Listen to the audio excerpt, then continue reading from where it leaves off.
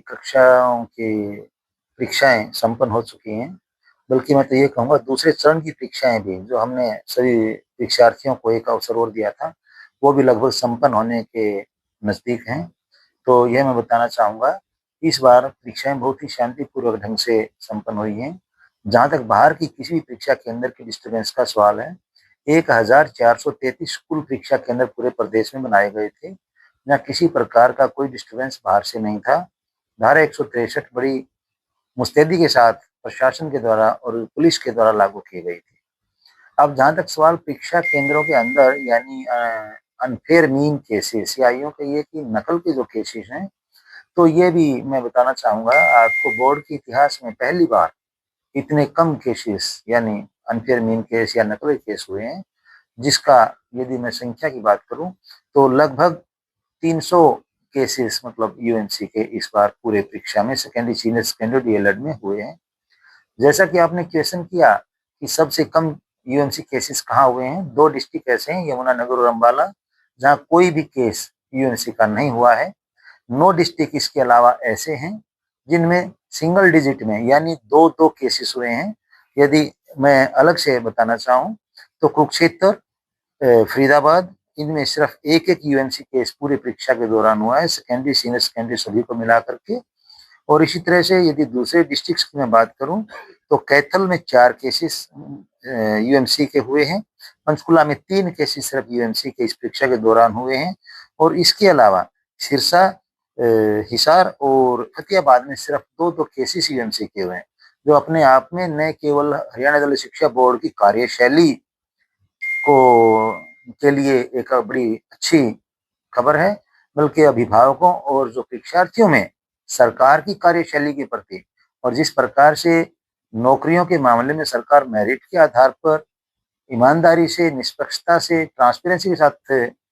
आगे बढ़ रही है, तो उसका यह परिणाम है। सबसे ज्यादा जो यूएमसी के केसेस हैं वह नूह जिला में बने हैं, जहाँ कुल 74 केसेस हैं, लेकिन इनमें से मैं यह भी ऐड करना चाहूंगा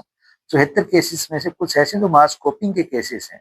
जिसे हम अभी डाउटफुल कैटेगरी में रखते हैं, क्योंकि मास कॉपिंग का मतलब ये नहीं है कि सारे के सारे ही बच्चे नकल कर रहे हों। तो उसमें यह देखा जाएगा इनमें से कौन से ऐसे परीक्षार्थी थे जो वास्तव में यूएमसी के कैटेगरी में आते हैं, और यदि इनको निकाल दिया जाए तो 53 केसेस जो हैं वो अनफेयर मीन केसेस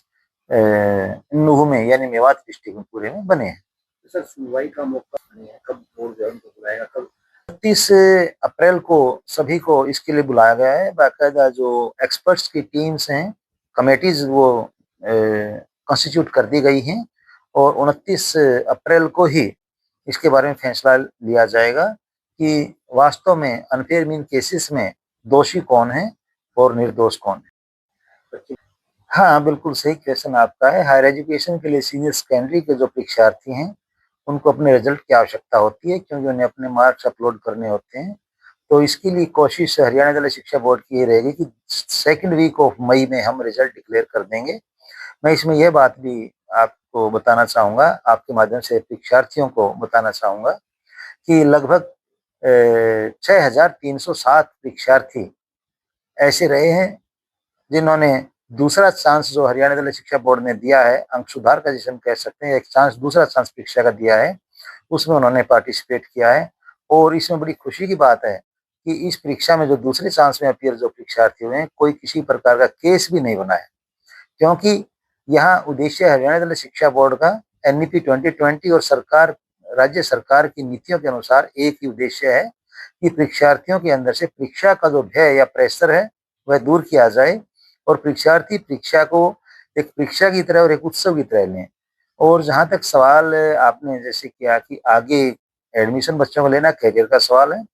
इसी को ध्यान में रखते हुए सीनियर सेकेंडरी कक्षाओं का परीक्षा परिणाम पहले घोषित किया जाएगा, जो 12 से 15 मई के बीच हम घोषित कर देंगे, और उसके बाद सेकेंडरी यानी 10वीं कक्षा का परिणाम घोषित किया जाएगा।